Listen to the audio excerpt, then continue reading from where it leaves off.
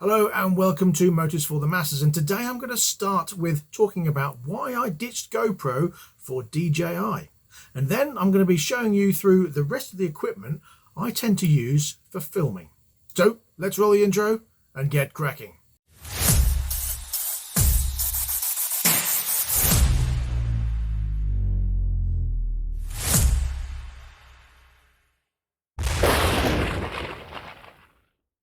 Now, GoPro has been a part of my filming for quite a few years. In fact, since I started, when I first started this channel back in 2016, I started with my Mustang, my friend's Ford Focus ST that had been souped up, and a GoPro Hero 3. Sadly, I attached that GoPro Hero 3 to a newly bought drone, and it disappeared over the North Sea, never to be seen again. I then upgraded to a Hero 5, which didn't work brilliantly and failed after a while. Then I upgraded to a Hero 7, which didn't work brilliantly and failed after a while. And then I went to the Hero 8, and I have 3 of them. Well, okay, 2 of which aren't working brilliantly. One isn't working at all, and one disappeared off the back of the bike after the bracket broke, never to be seen again. I've got one left, but I'm reluctant to use it. So I thought it's time to upgrade to something different. I did a lot of research, and what I seem to find is the best alternative is this, the DJI Action 4, or the DJI Osmo Action 4. Now, there is a difference in image quality. I do quite like the image quality of the Hero 8. Now, I was going to go to the Hero 10 or even the 11, possibly even the 12, although it's still a little bit too expensive for my tastes. So the 10 would have been ideal, but I've just been put off with the reliability of GoPro. They are brilliant cameras and they do what they're supposed to do really, really well. However, they're just not that reliable. Now, the problems I've had tend to be audio not working and not reading the memory cards. I've had a couple of corrupt memory cards where I've changed them over and it's carried on.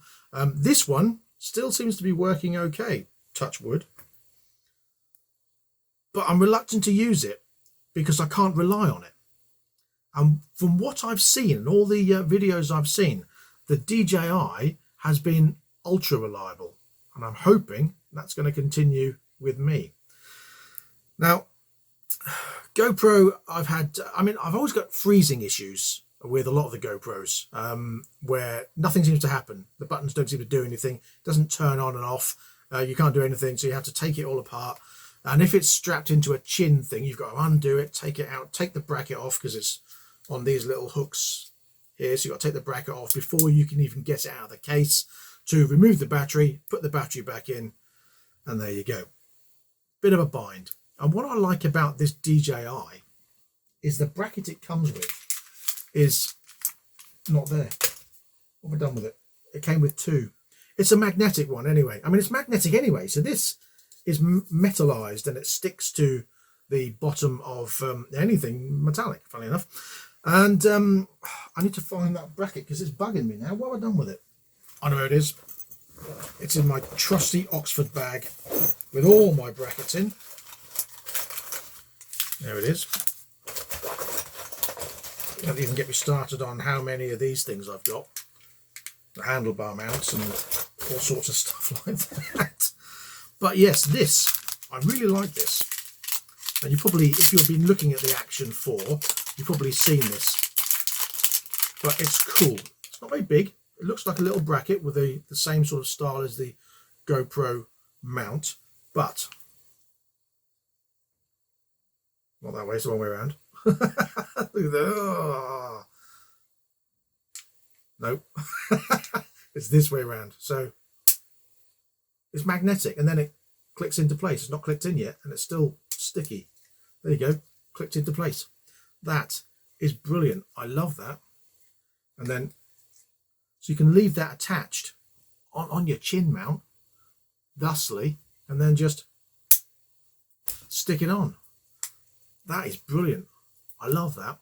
And with GoPro, Obviously, it's very expensive to get the medium mod. If you want an external microphone, which I use, obviously, the Rode Go Wireless 2, and I'll show you that in a minute, you have to put it in this case here. So it slots in the case without the battery cover on, connects, and then the microphone goes into the back here. Whereas this, the medium mod, is just this thing here. And that's it. And that slots in the side, like so. And then your microphone clicks in there. I really like that. So what I have found in the previous video I did is that I had sort of leveling on, and I didn't set up what I wanted for filming. I just left everything on default and just set it up to run. And I did find that it sort of smoothed out my face, but sort of kept the background sharp. But you can adjust the sharpness, and I have done it now. So hopefully the next time I use this, it's going to be sharper. I'm currently filming on my Samsung A54 5G because I want to show you the rest of the equipment I've got. I don't want to keep swapping cameras around. So I do still have a GoPro 8. Will I use it again? Probably, but not as my main action camera. I'll just use it for sticking on the bike for some action shots and things like that. But that's not all I use. Let me show you what else I've got. So I'll put these in line now. This is my Sony, I can't remember what it's called now. I haven't used it in such a long time. I don't even know what it's called.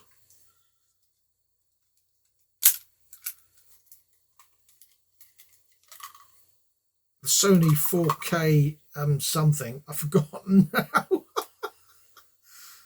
Anyway, I used to love this. This is a brilliant camera, but they're not very sturdy. Now you do get this case, and I had this on my remote controlled Mad Max truck, which was stupidly fast, and it came off. And after that, it messed up the gyro inside. So now, if you want to use it, the camera still works, but the gyro bit doesn't, and it knocks. So when you're riding along, all you can hear is clock, clock, clock, clock, clock, clock, clock, clock, clock, clock, clock, clock, clock, clock, clock, clock. Which is, yeah, really annoying, but great little camera, but not really reliable. In fact, the batteries probably don't even work anymore because it's been so long since I've used it.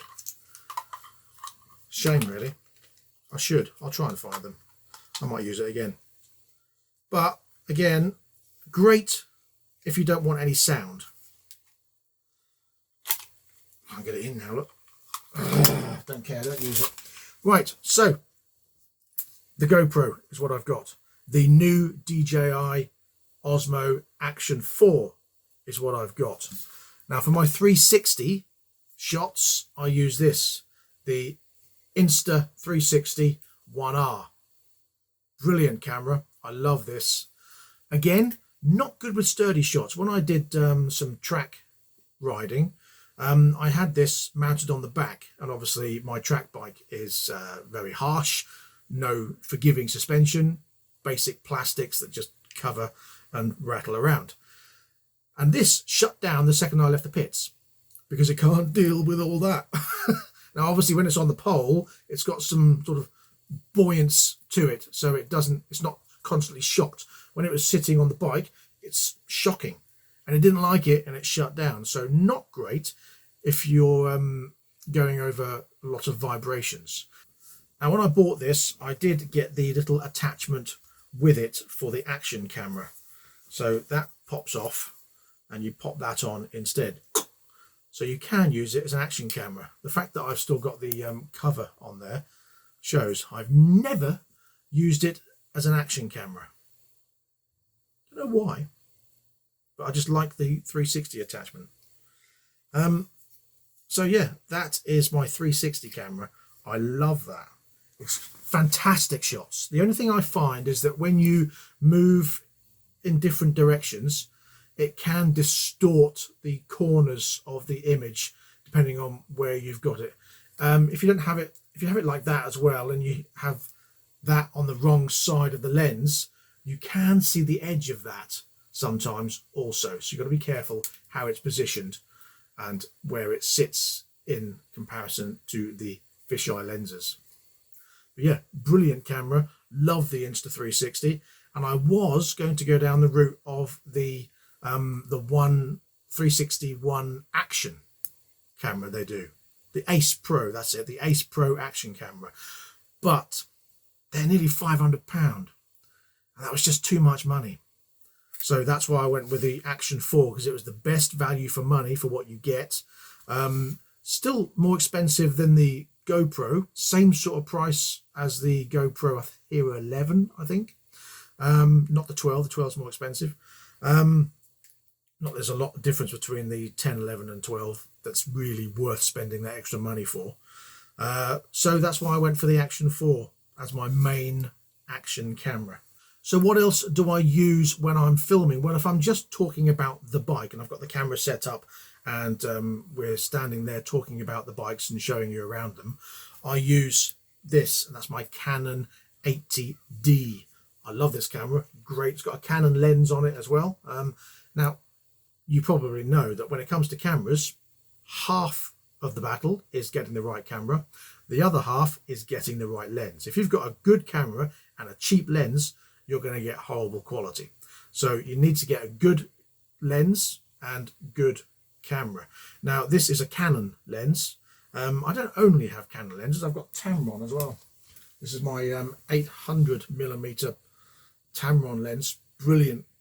Only good for photos, really. Video doesn't really have good quality through that, but photos very good. So yeah, I've got the 18mm to 135mm lens on here, so you can get some really good shots, some nice close-up shots, manual or automatic focus, and I love this camera. And then attached to that, I use the Rode Wireless Go 2.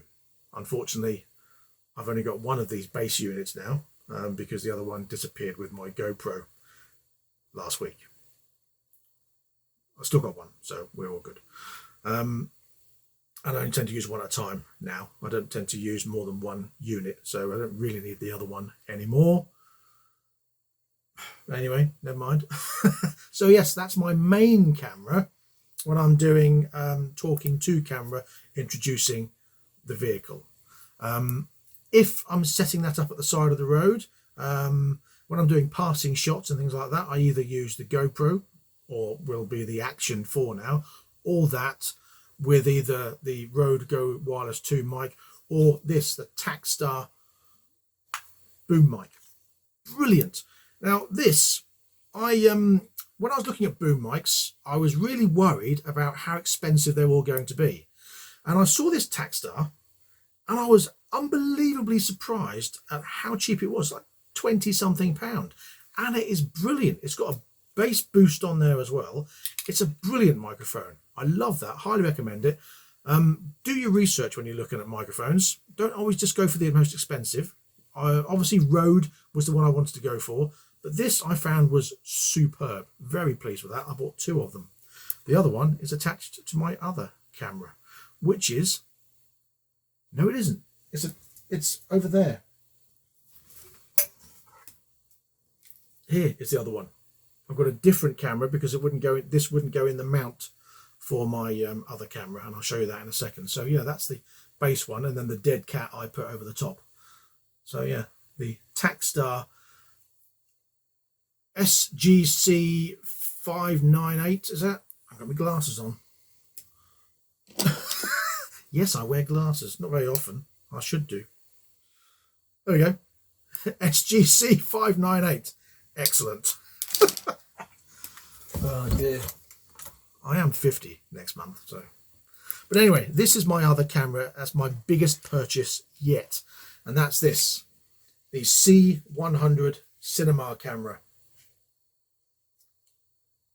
Now, I use this when I was filming in Newcastle, the FIM Championships, because I could be quite far back, zoom in, get some really nice footage, nice smooth cinematic style footage. And yeah, a brilliant camera if you're starting in cinematography or filmography. The lens on this again is a Canon lens, and it's 24mm to 105mm. Lovely camera. once you've got used to how everything works, then yeah, it's great to use, simple to use, and you can get some fantastic footage with it. So yes, this is my C100 Mark 1, because the Mark 2 was just out of my price range. But the Mark 1 is still a good camera to use without spending thousands and thousands of pounds. And we're talking £500–600 for this. So yeah, love that. Even cheaper, I think it might have been £400, and then the lens was £400, something like that. But anyway, the only other one I have is this, and I haven't used this for a long time, but it's got a very smooth zoom, and that's the Panasonic 4K camera, and this is the I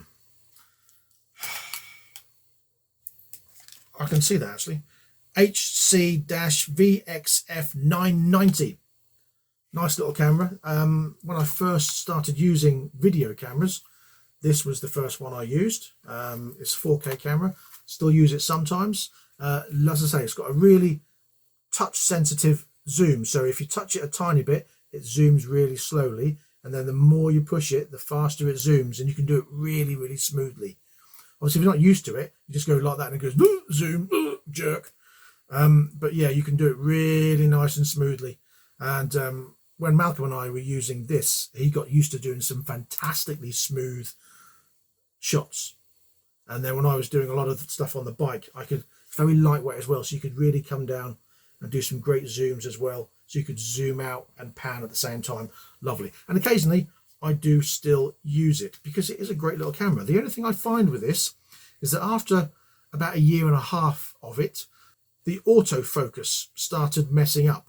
So for no reason at all, it would sit there, we'd be standing in front of camera, and all of a sudden everything would just go blurry. For no apparent reason, just go blurry. I couldn't quite understand why. So it was like, right. So it wasn't reliable. We could spend 20 minutes doing a talk and there'd be some great banter in there that you just can't replicate. And we'd come to the end of it and we couldn't use it because halfway through it had just gone blurry for absolutely no reason. Maybe I moved a hand and it started to focus on that, and then the whole thing went, oh, can't cope, blur. So yeah, don't really use that anymore. The only time I use that is if I want to get a couple of shots as I zoom out as the bike goes past or something like that. That's about it. So there we go. That's the equipment I've got. I've got various other little cameras, like an Acaso 4K camera that I don't tend to use.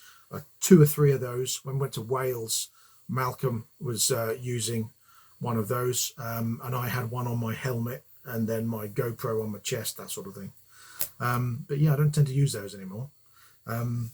Various amounts of money that's been spent on cameras over the years, but there you go, that's what it is. So yeah, that's the equipment I've got, and that's why I ditched GoPro, and I'm hoping we're going to have a great relationship with DJI.